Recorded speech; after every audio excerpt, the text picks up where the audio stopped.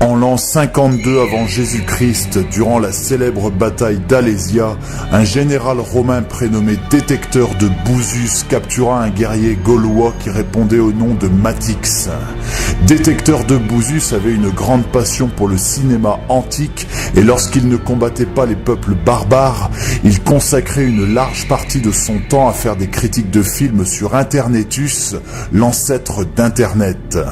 Lorsqu'il analysait des films mauvais ou des nanars, il faisait intervenir Matix, qui devint sa tête de turc, son souffre-douleur, symbole de son acharnement sur les critiques de ce qu'il appela les matas, les navets.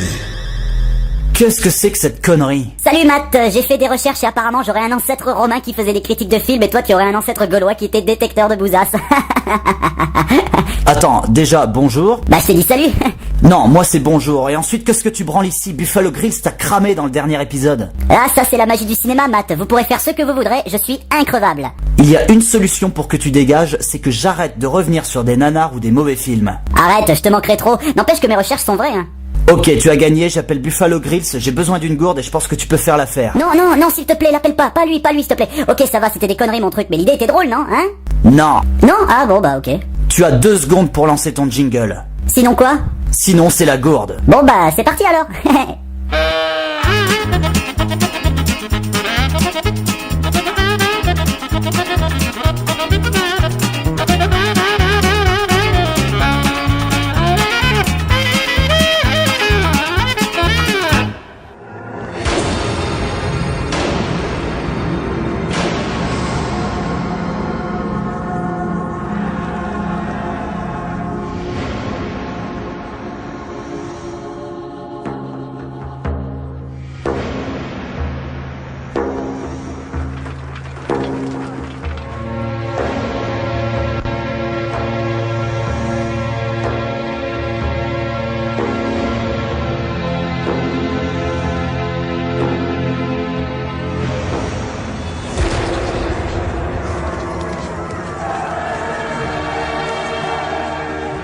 Vous voulez vous battre?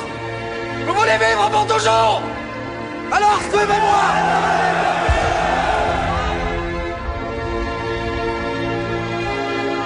J'ai maintenant un ennemi.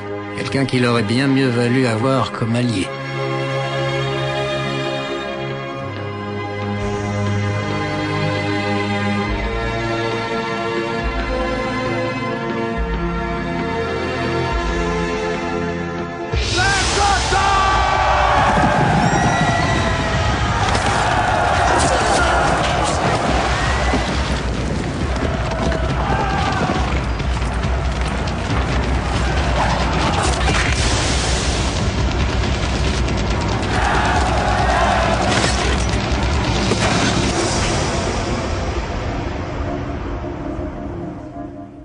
Bonjour à tous et soyez les bienvenus dans cette toute nouvelle vidéo d'État Critique. Dans la vie, il existe des bons films et des mauvais films. Parmi les mauvais films, il existe les mauvais films qu'on pardonne, les plaisirs coupables, les nanars, les navets, les très mauvais films et les imbuvables.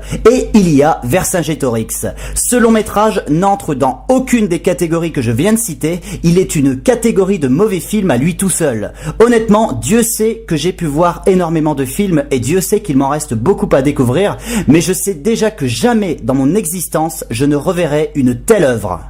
Vercingétorix est un film tellement singulier que dans son style, il touche le sublime. Ce long métrage est probablement le plus mauvais film sorti cette année-là, voire de la décennie. La médiocrité qu'il atteint n'avait jamais été envisagée jusqu'alors, et c'est peut-être ça qui fait que Vercingétorix est si particulier. Aujourd'hui, je vais tenter de percer les mystères de la nullité d'une telle œuvre, éreintée par la critique, boudée par le public, mais de nos jours paradoxalement cultissime à bien des égards parmi les personnes adeptes du nanar.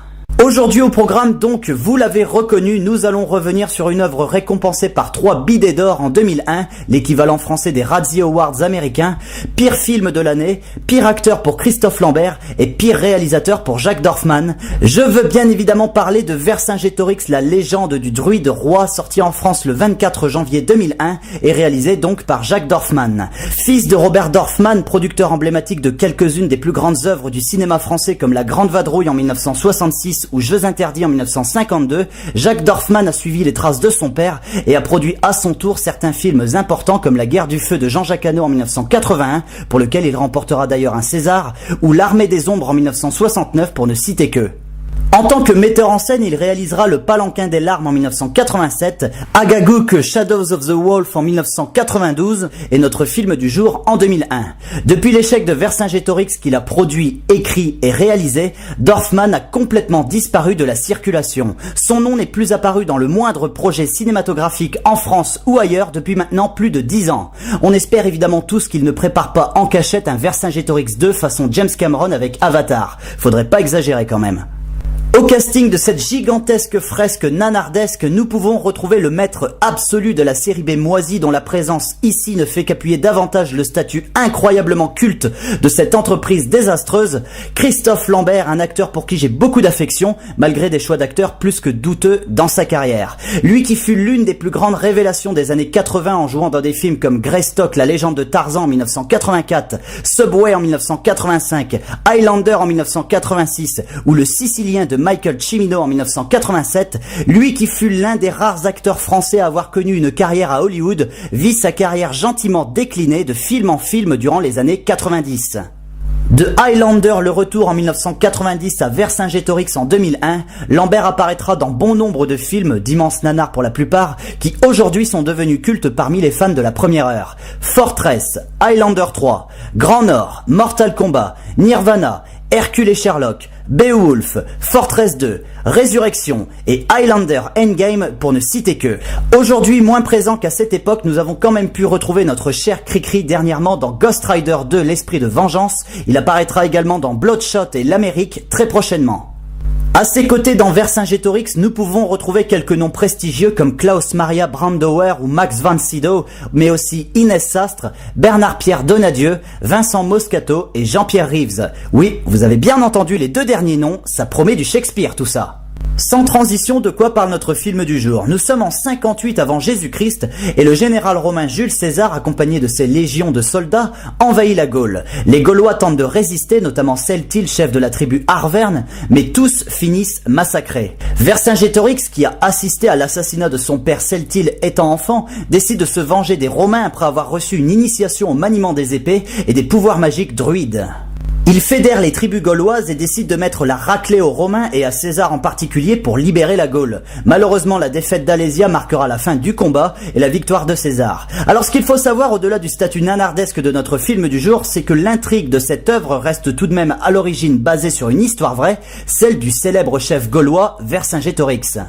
Né en moins 80 avant Jésus-Christ dans ce qu'on appela à l'époque les Arvernes, aujourd'hui l'Auvergne, Vercingétorix est devenu avec le temps, et ce bien après sa mort également, l'une des figures mythiques de la guerre des Gaules qui eut lieu de moins 58 à moins 51 avant Jésus-Christ. À cette époque, la République romaine était devenue méfiante vis-à-vis des barbares gaulois, notamment après le sac de la ville de Rome par le Gaulois Brennos en 390 avant Jésus-Christ. Afin de se prémunir d'une nouvelle incursion gauloise sur le sol romain, la République entreprit la conquête des Gaules à partir de moins 58 avant Jésus-Christ. Cette invasion fut menée par un général charismatique qui devait quelque temps après s'emparer du pouvoir à Rome, Jules César. Ce dernier, grand militaire et surtout grand stratège, imagine une conquête rapide du territoire gaulois. La guerre des Gaules durera 6 années. Vercingétorix, après avoir pris le pouvoir chez les Arvernes, va réussir à fédérer autour de lui un certain nombre d'armées gauloises, grâce notamment au fait qu'il soit un excellent orateur, doté d'un profond charisme. Sa montée en puissance dans les rangs gaulois inquiète César puisqu'il comprend peu à peu que son adversaire possède lui-même un excellent talent militaire et s'avère également être un stratège de taille. Commence alors un bras de fer entre les deux chefs militaires. Jules César prépare ses légions tandis que Vercingétorix fédère autour de lui un très grand nombre de tribus gauloises en vue d'expulser les Romains de la Gaule. En juin moins 52, la victoire de Gergovie conforte la stature grandissante de Vercingétorix, le chef de guerre de la coalition gauloise. Mais après sa défaite cinglante, César n'a pas dit son dernier mot. Il rassemble 50 000 hommes, 12 légions et débute le siège d'Alésia. Vercingétorix et ses hommes sont encerclés et commencent à manquer de vivres. Un peu plus de 40 jours après le début du siège, Vercingétorix se rend finalement à César. Nous sommes en octobre moins 52. Emprisonné, torturé, exhibé comme trophée de guerre à Rome, Vercingétorix mourra vraisemblablement étranglé en septembre moins 46 avant Jésus-Christ. Vercingétorix est à ce jour l'un des noms les plus célèbres de l'histoire de France. Les Gaulois étant considérés à une certaine époque par les historiens comme par les livres scolaires d'histoire, comme les ancêtres de souche du peuple français, Vercingétorix était donc perçu comme le premier véritable chef de la France. Aujourd'hui, ce n'est plus vraiment le cas car de nombreux historiens se contredisent sur la véritable nature de nos origines, qui pourraient provenir également du peuple franc, qui, rappelons-le, est un peuple germanique, provenant donc du nord de l'Europe. Néanmoins, malgré tout, Vercingétorix reste un symbole de l'histoire ancienne de la France, un des noms que l'on apprend en premier dans les cours d'histoire à l'école primaire. Les arts ne sont pas restés indifférents aux personnages, notamment la littérature et plus particulièrement la bande dessinée, avec évidemment une apparition du personnage dans les volumes d'Astérix. Au cinéma, le destin de Vercingétorix a été relativement peu traité. En 1909, Charles Pathé produit Vercingétorix qui retrace avec les moyens de l'époque les grands instants de la vie du héros gaulois. Près de 90 ans après, le film de Jacques Dorfman vient s'ajouter à la courte liste des adaptations cinématographiques de la vie de Vercingétorix. En 2002, le personnage intervient dans Jules César de Uli Eldel. Il apparaîtra à quelques reprises également dans la série télévisée Rome, puis un documentaire sorti en 2007, Vercingétorix, le roi des guerriers, le héros national, le dernier Gaulois, lui sera entièrement consacré. Revenons maintenant sur le cas de notre film du jour. Qu'est-ce qui a pu pousser un producteur à lancer le projet d'adaptation de la vie d'un personnage aussi singulier? Probablement ce long métrage, Gladiator, sorti en l'an 2000. Rappelons que le film de Ridley Scott relança à l'époque de sa sortie un genre cinématographique complètement éteint depuis des dizaines d'années, le péplum, et que son succès va provoquer un tremblement de terre dans toutes les sphères du cinéma. Porté à bout de bras par Jacques Dorfman qui veut faire de son film le Braveheart français, doté d'un budget conséquent de 12,5 millions d'euros, des centaines de figurants, des décors importants, de très nombreux costumes et au final, un des échecs les plus graves et les plus désastreux du cinéma français. Pour un film qui était perçu juste avant sa sortie comme un événement, devant au passage relancer de façon exceptionnelle la carrière déclinante de Christophe Lambert, Vercingétorix va se faire torpiller de tous les côtés. Rarement un film n'avait fait l'objet d'un tel acharnement de la presse spécialisée. Les critiques les plus tendres parleront d'un fiasco, d'un ratage cinématographique. Les plus virulents s'insurgeront notamment sur le choix de Lambert pour le rôle de Vercingétorix. Tous seront unanimes, Vercingétorix est un désastre total sur tous les points. Le film ne réunira logiquement qu'un peu moins de 400 000 spectateurs, mais bénéficiera quand même d'une sortie aux États-Unis, parce que vous ne savez pas tout, Vercingétorix a été tourné simultanément en français et en anglais, dans le but de connaître une exploitation internationale. Voyant le désastre commercial du film en France, les anglo-saxons et plus particulièrement les américains exploiteront Vercingétorix comme un direct vidéo bas de gamme, comme il en existe des palettes entières. Il sortira sous le titre Druids, évidemment ça ne se vendra pas. Maintenant, voilà où nous en sommes. C'est bien beau de dire qu'un film est une merde, un désastre commercial, mais l'intérêt de cette vidéo, c'est aussi de comprendre pourquoi Vercingétorix est un tel fiasco. Plongeons-nous donc maintenant dans la critique de notre film du jour. Ce qui frappe la première fois qu'on observe Vercingétorix, c'est cette baffe nanardesque que l'on se prend en pleine gueule. Rien, je dis bien rien ne peut être sauvé. Vercingétorix est un film profondément raté du tout début jusqu'à la toute fin, à tous les niveaux, à chaque angle de caméra, à chaque ligne de dialogue, à chaque expression de visage des comédiens, à chaque action présente, tout est raté. Commençons par le commencement. Dès les premières secondes du long métrage, on sait qu'on va s'embourber dans un marécage nanardesque où tous les choix scénaristiques et de mise en scène seront possibles. Vercingétorix s'ouvre dans l'espace, où le titre apparaît façon Superman. Là, tu t'arrêtes un instant, qu'est-ce que c'est que ce bordel? Cette phrase apparaît en filigrane devant vos yeux. Puis, vous vous dites, allez, j'oublie et je me reconcentre sur le film. Malheureusement, jamais vous n'arriverez à adhérer à ce que vous allez voir. En tout cas, pas en abordant Vercingétorix comme un film classique. Avec un budget aussi conséquent, on peut se demander pourquoi le spectacle que l'on observe est si ridicule, doté d'un scénario qui, lorsqu'il n'est pas incompréhensible, est exceptionnellement anachronique. Jacques Dorfman s'intéresse au destin de Vercingétorix. Il brasse donc une partie importante de sa vie qui va de son enfance jusqu'à sa défaite à Alésia, en passant par son ascension à la tête de la coalition gauloise et à la victoire à Gergovie. Deux temps forts sont donc attendus au tournant, les deux batailles importantes, la victoire de Gergovie et la défaite d'Alésia. Résumer le film sur les deux reconstitutions de ces deux batailles est sans doute un peu facile de ma part, mais je pense que ces deux séquences suffiront à vous faire une idée générale de tout le film si par chance vous ne l'avez pas encore découvert. La victoire à Gergovie se solde côté gaulois par 0 pertes. Aucun mort du côté gaulois. Alors ok, on n'a jamais su réellement combien de pertes avait subi la coalition gauloise lors du siège, mais de là à imaginer le grand chelem dans un camp pour une bataille où environ 70 000 hommes sont les uns face aux autres, c'est gentiment impossible. Et c'est pourtant ce qui se passe dans le film de Dorfman.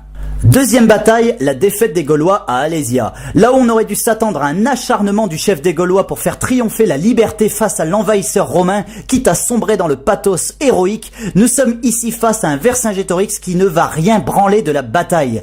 Tous ses amis vont se faire liquider sous ses yeux et lui, il restera planté comme un piquet à observer tout ça au milieu du champ de bataille dans un état second.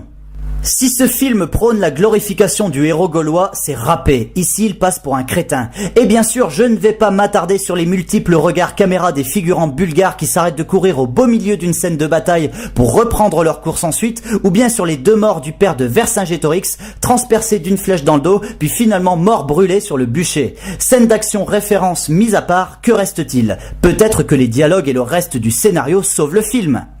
Non, même pas en rêve. Comme dirait l'archidruide Gutuard à son padawan Vercingétorix, le bien n'engendre pas la force, le mal non plus, mais le mal appartient à ce monde des conflits humains dont on est tous prisonniers. C'est là le véritable piège. Vous avez compris quelque chose? Eh bien moi non plus. Les dialogues du film sont complètement à côté de la plaque. Jacques Dorfman tente d'insuffler une espèce de souffle épique entre le fabuleux et l'homérique au dialogue de son œuvre, mais sombre dans un pathétique incroyable jamais vu auparavant. Le texte récité par les personnages étant une partie de l'expression de leur caractérisation, je vous laisse imaginer un seul instant la crédibilité et la profondeur de leur traitement à l'écran. De Vercingétorix à Jules César en passant par les figurants, les soldats, les guerriers et les druides, tous sont développés avec stupidité à cause des dialogues affligeants donc, mais aussi à cause de leurs interprètes qui jouent tous complètement à la one again. Après des erreurs historiques et techniques impardonnables dans ce genre de production, un scénario long et lent, aux dialogues incompréhensibles, des séquences d'action ratées et des caractérisations de personnages à côté de la plaque, le dernier point sur lequel il faut revenir avant de comprendre la véritable nature du fiasco de Vercingétorix, c'est le choix du casting. Christophe Lambert dans le rôle de Vercingétorix, c'est l'une des idées les plus mal gérées de l'histoire du cinéma français. Avec une bien meilleure direction des acteurs, je pense qu'on aurait pu en tirer quelque chose. Simplement, Christophe Lambert avait sans aucun doute besoin d'être orienté, d'être poussé à bout pour livrer une performance intéressante. Ici, il est laissé sans contrôle et on retrouve le cri-cri qu'on a laissé dans Fortress 2 et Beowulf, le cri-cri livré à lui-même qui nous fait un jeu sans éclat, qui fait certes marrer les nanardeurs de la première heure, mais qui ne présente au final aucun véritable intérêt pour quelqu'un qui en attend davantage. Idem pour Klaus Maria Brandauer, Max von Sydow et Inès Astre. Quant à Jean-Pierre Rives et Vincent Moscato, ils sont un peu le symbole de ce qu'un directeur de casting ne devrait jamais faire comme erreur. Maintenant, après avoir descendu en règle toutes les composantes du film, à juste titre je tiens à le préciser, comment expliquer un tel désastre? Comment expliquer de telles erreurs techniques et historiques? Pour nous, ça nous paraît tellement gros. On voit ça, on se dit mais c'est pas possible de se planter à ce point. Qu'est-ce qui a pu amener Vercingétorix à être un tel échec? Rappelons que Jacques Dorfman a écrit, réalisé et produit ce film. Il est le cœur du projet. C'est son idée absolue. Il va s'entourer d'un certain nombre de personnes pour mener à bien son œuvre, mais il est la dernière personne à avoir le dernier mot sur chaque décision à propos du film.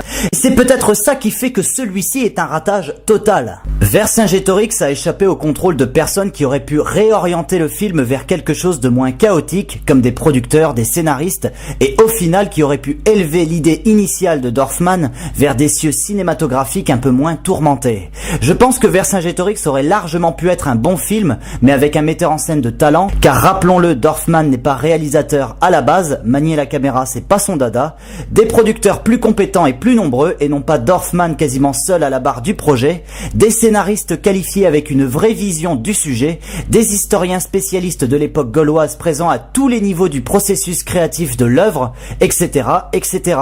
Ce qui manquait à Vercingétorix, c'est tout simplement les moyens de ses ambitions.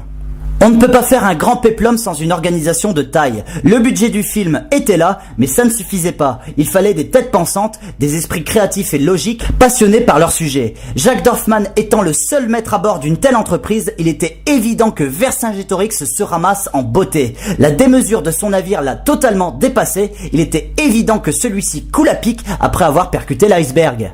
En conclusion, Vercingétorix est un long métrage complètement à part dans l'histoire du cinéma français. C'est un ovni grandiloquent qui se doit d'être vu absolument pour le symbole qu'il représente. Vercingétorix, c'est l'incarnation sur pellicule d'une œuvre qui est partie très vite en vrille dans son processus créatif et qui a fini en tonneau au pied du grand public. Aujourd'hui devenu culte à cause d'une médiocrité sans nom, Vercingétorix est une œuvre qui restera bien présente dans l'inconscient collectif pour tout ce qu'il aurait pu représenter de positif, mais surtout pour tout ce qu'il représente de joyeusement négatif. Vercingétorix est un film que l'on aime détester, une œuvre que je vous recommande absolument pour ne pas mourir trop con. Quoique. Allez, sur ces mots, je vous donne rendez-vous pour la prochaine critique. Je vous dis bye bye, allez au cinéma et à la prochaine.